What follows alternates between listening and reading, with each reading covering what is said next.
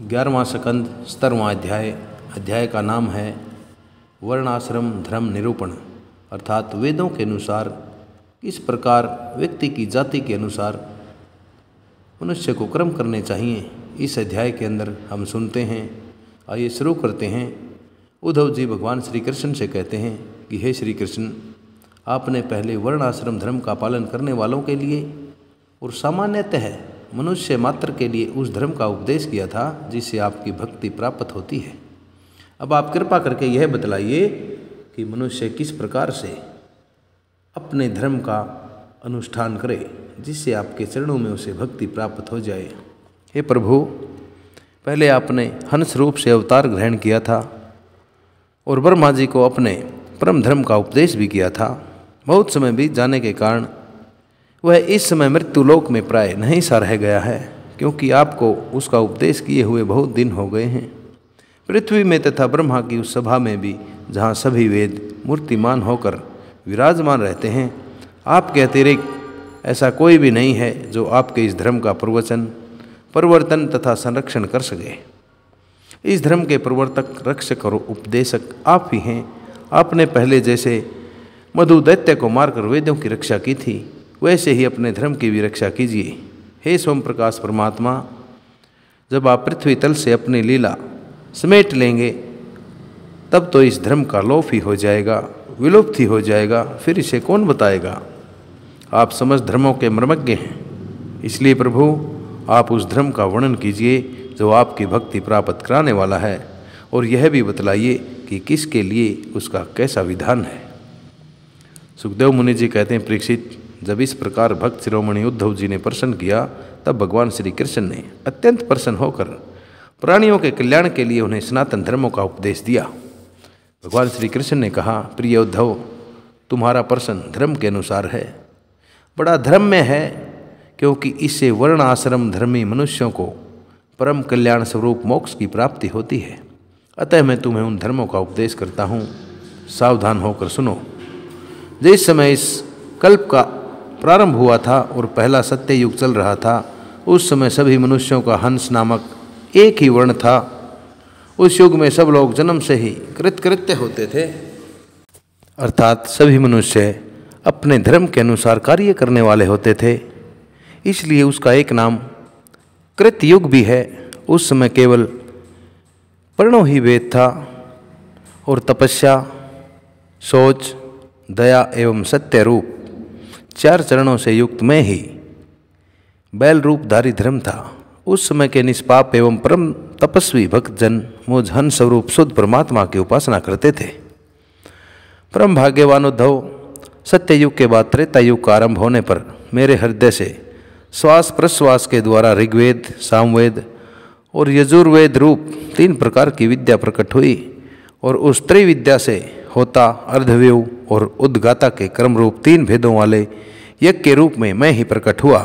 अर्थात इसी 3 प्रकार की विद्या से हवन करने वाले, हवन की सामग्री आदि इकट्ठी करके उसकी तैयारी करने वाले और मंत्रों का उच्चारण करने वाले ब्राह्मण प्रकट हुए।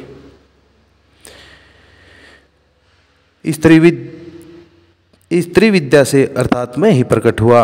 विराट पुरुष के मुख से ब्राह्मण, भुजा से अक्षत्री, जंघा से वैश्य और चरणों से शूद्रों की उत्पत्ति हुई। उनकी पहचान उनके स्वभाव के अनुसार और आचरण से होती है।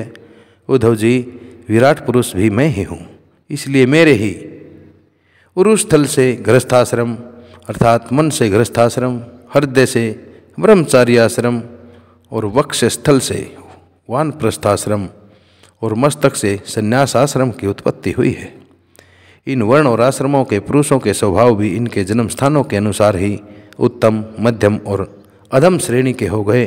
अर्थात उत्तम स्थानों से उत्पन्न होने वाले वर्ण और आश्रमों के स्वभाव उत्तम और अधम स्थानों से उत्पन्न होने वाले अधम हुए। सम, दम, तपस्या अर्थात संयम, श्वास, तपस्या, पवित्रता, संतोष, अक्षमाशीलता, सीधापन, मेरी भक्ति, दया और सत्य, ये ब्राह्मण वर्ण के स्वभाव हैं। तेज, बल, धैर्य, वीरता, सहनशीलता, उदारता, प्रयत्नशीलता अर्थात मेहनत करने की प्रवृत्ति, स्थिरता, ब्राह्मण भक्ति और ऐश्वर्य ये अक्षत्रिय वर्ण के स्वभाव हैं। आस्तिकता अर्थात परमात्मा में विश्वास जताना, दानशीलता, दंभ से दूर रहना, दंभहीनता, ब्राह्मणों की सेवा करना और धन संचय से कभी संतुष्ट न होना, ये वैश्य वर्ण के अर्थात एक प्रकार से व्यापारी वर्ग के स्वभाव हुए हैं। ब्राह्मण गौ और देवताओं की निष्कपट भाव से सेवा करना और उसी से जो कुछ मिल जाए उसमें संतुष्ट रहना, ये शूद्र वर्ण के स्वभाव हैं।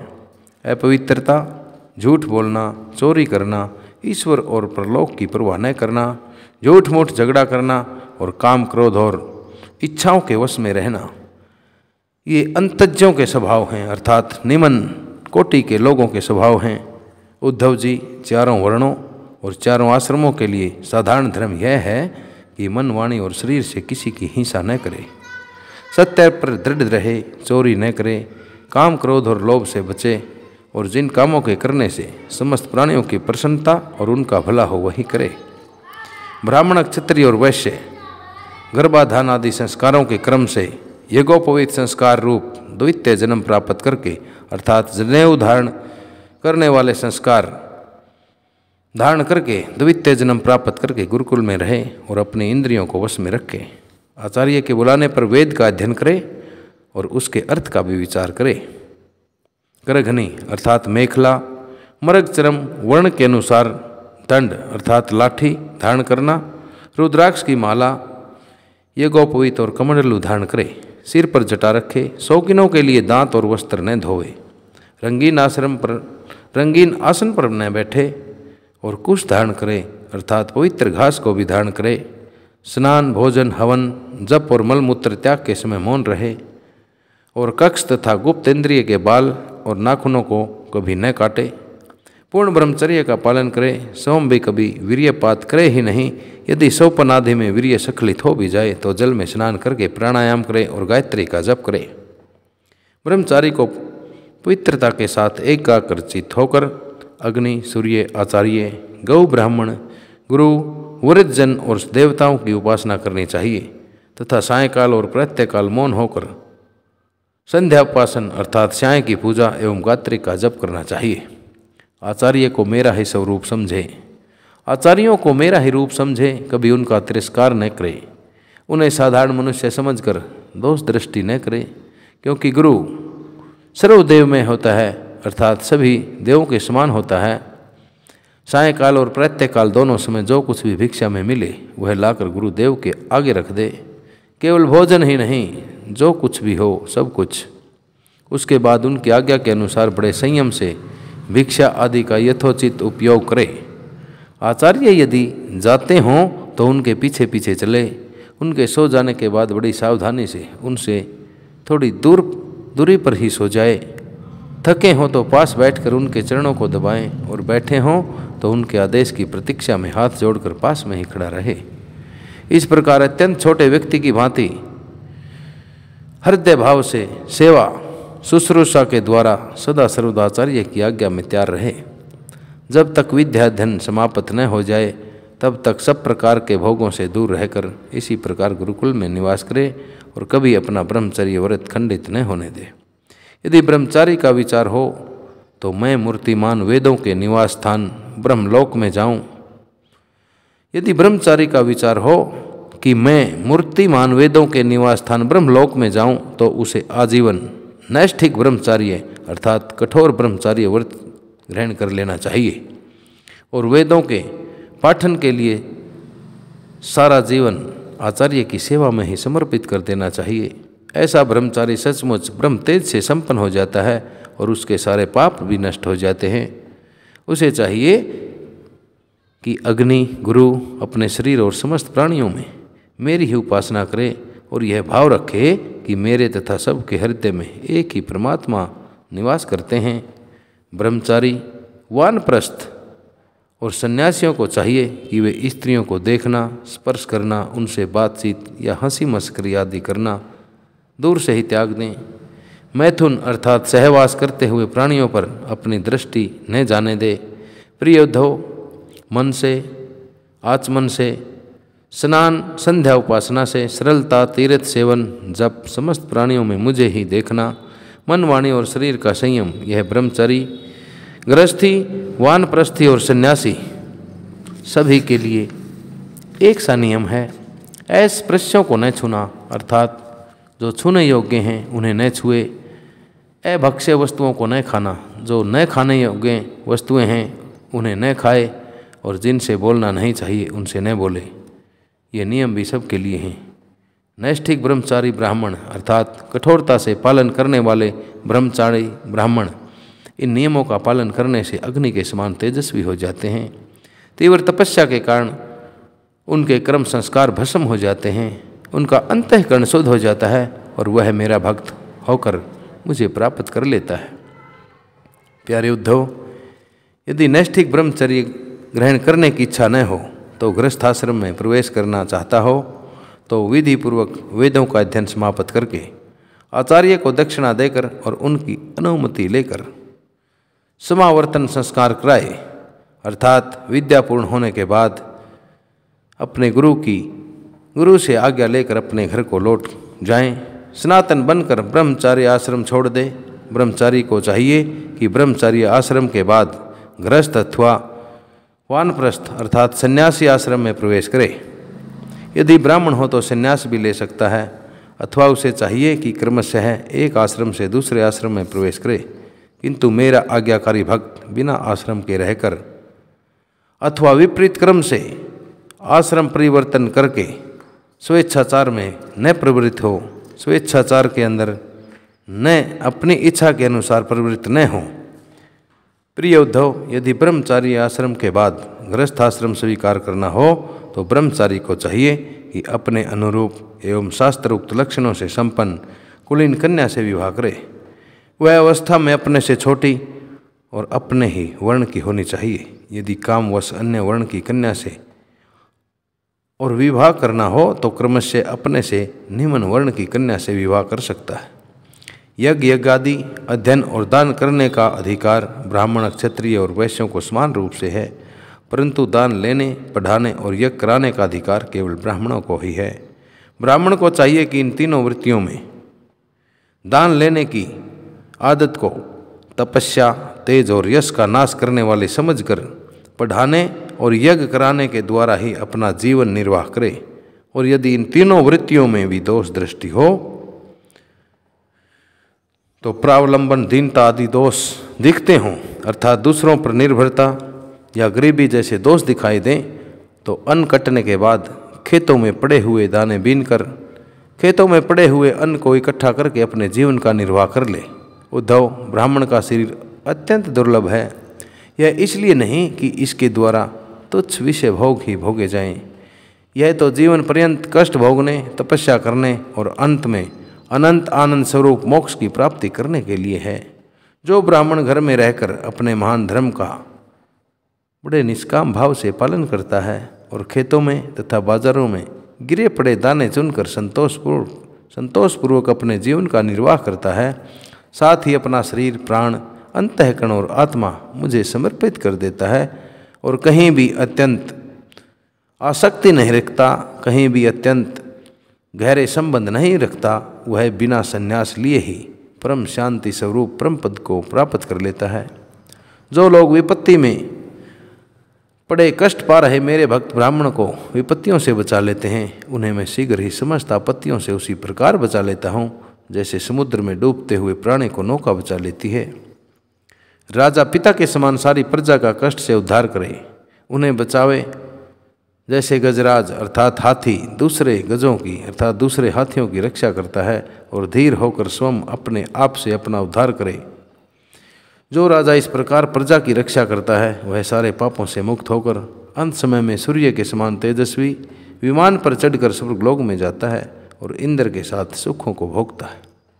यदि ब्राह्मण अध्यापन अथवा यज्ञ आदि से अपनी जीविका न चला सके तो वैश्य अर्थात व्यापार वृत्ति का आश्रय ले ले और जब तक विपत्ति दूर न हो जाए तब तक करे।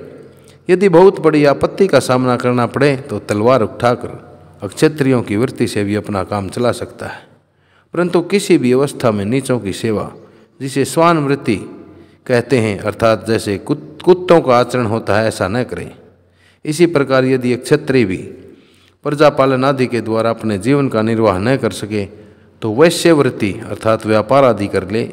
बहुत बड़ी आपत्ति हो तो शिकार के द्वारा अथवा विद्यार्थियों को पढ़ाकर अपनी आपत्ति के दिनों को काट दे, परंतु नीचों की सेवा स्वान वृत्ति का आश्रय कभी न ले। वैश्य भी आपत्ति के समय शूद्रों की वृत्ति अर्थात शूद्रों की मानसिकता सेवा से अपना जीवन निर्वाह कर ले और शूद्र चटाई बुनने आदि कारुवृत्ति का आश्रय ले ले। परंतु उद्धव, ये सारी बातें केवल और केवल आपत्ति काल के लिए ही हैं, आपत्ति के समय के लिए ही हैं। आपत्ति का समय बीत जाने पर निम्न वर्णों की वृत्ति से जीविका उपार्जन करने का लोभ न करे। गृहस्थ पुरुष को चाहिए कि वेद अध्ययन रूप ब्रह्मयज्ञ, तर्पण रूप पितृयज्ञ, हवन रूप देवयज्ञ, काकबलि आदि, भूत यज्ञ और अन्नदान रूप अतिथि यज्ञ आदि के द्वारा मेरे स्वरूप भूत ऋषि देवता पितृ मनुष्य एवं अन्य समस्त प्राणियों की यथाशक्ति प्रतिदिन पूजा करता रहे। गृहस्थ पुरुष शास्त्र उक्त रीति से उपार्जित अपने शुद्ध धन से अपने भृत्य आश्रित प्रजाजन को किसी प्रकार का कष्ट न पहुंचाते हुए न्याय और विधि के साथ ही यज्ञ करें। प्रिय उद्धव, गृहस्थ पुरुष परिवार में आसक्त न हो, बड़ा कुटुंब होने पर भी भजन में लापरवाही न करे। बुद्धिमान पुरुष को यह बात भी समझ लेनी चाहिए कि जैसे इस लोक की सभी वस्तुएं नाशवान हैं, ठीक वैसे ही स्वर्ग और परलोक के भोग भी नाशवान ही हैं। यह जो स्त्री पुत्र भाई बंधु और गुरुजनों का मिलना जुलना है, यह ठीक वैसा ही है जैसे किसी प्याऊ पर कुछ यात्री इकट्ठे हो गए हों। सबको अलग अलग रास्ते जाना है। जैसे सोपन नींद टूटने पर ही रहता है, अर्थात जैसे सोपन नींद जब तक न टूट जाए तब तक ही रहता है, ठीक वैसे ही इन मिलने जुलने वालों का संबंध भी बस शरीर के रहने तक ही रहता है। फिर तो कौन किसको पूछता है। गृहस्थ को चाहिए कि इस प्रकार विचार करके घर गृहस्थी में फंसे नहीं, उसमें इस प्रकार अनासक्त भाव से रहे मानो कोई अतिथि निवास कर रहा हो। जो शरीर आदि में अहंकार और घर आदि में ममता नहीं करता, उसे घर गृहस्थी के फंदे बांध नहीं सकते। भक्तिमान पुरुष गृहस्थ उचित शास्त्रोक्त कर्मों के द्वारा मेरी आराधना करता हुआ घर में ही रहे, अथवा यदि पुत्रवान हो तो वानप्रस्थाश्रम में चला जाए या संन्यास आश्रम स्वीकार कर ले।